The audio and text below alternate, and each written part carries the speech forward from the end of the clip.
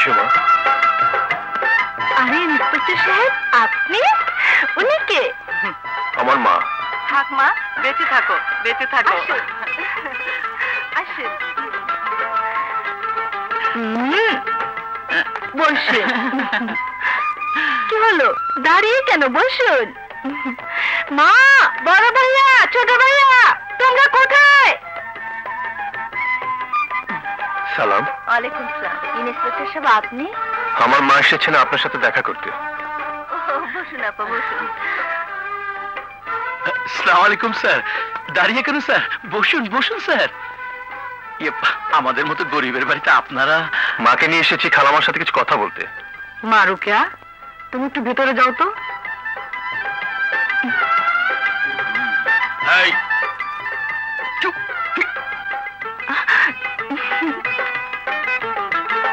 শুনুন, কথাটা সোজাসুজি বলি। আমার ছেলে আপনার মেয়ে রুকেয়াকে পছন্দ করেছে, তাই আমি এসেছি মা রুকেয়াকে আমার বাড়ির পুত্রবধূ করে নিয়ে যেতে। এ তো খুশির কথা আপা। প্রভু, তুই কি বলিস বাবা? আমি আর কি বলবো মা, স্যারের মতো মানুষ কি আরেকজন আছে? তোমার যদি কোনো আপত্তি না থাকে তাহলে আমারও এই বিয়েতে আপত্তি নেই।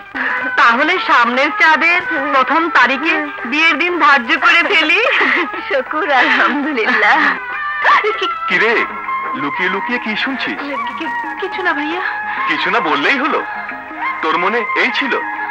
গোপনে গোপনে ইন্সপেক্টরের সঙ্গে? অবশ্য ঠিকই আছে, হাবিলদারের বোনের একটা প্রমোশন হবে। ভাইয়া,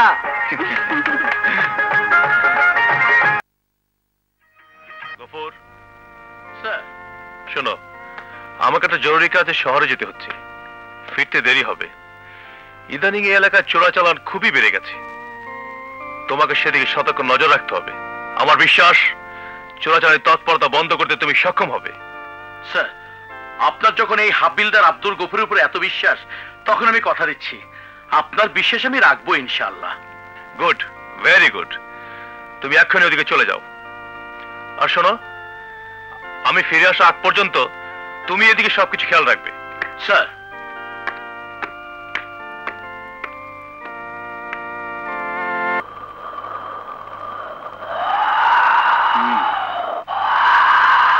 শোনো, এখানে দাঁড়িয়ে সমুদ্রের তীরে কয়েক মাইল পর্যন্ত স্পষ্ট দেখা যায়, তাই চোরা কারবারি আমাদের চোখে কিছুতেই ফাঁকি দিতে পারবে না।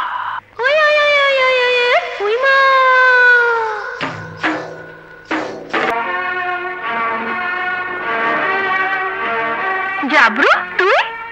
হ্যাঁ নুরি, আমি তোর প্রেমের ভুখা জাবরু। ওই মা, দে না নুরি, আজ এই নিরালায় একটু প্রেম দে না। ওই মা, প্রেম? তাহলে নে।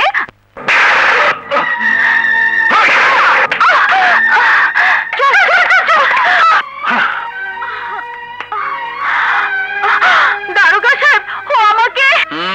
দারোগা নয়, হাবিলদার আব্দুল গফুর। সালাম, হাবিলদার আব্দুল গফুর সাহেব, ও আমাকে নষ্ট করতে চায়।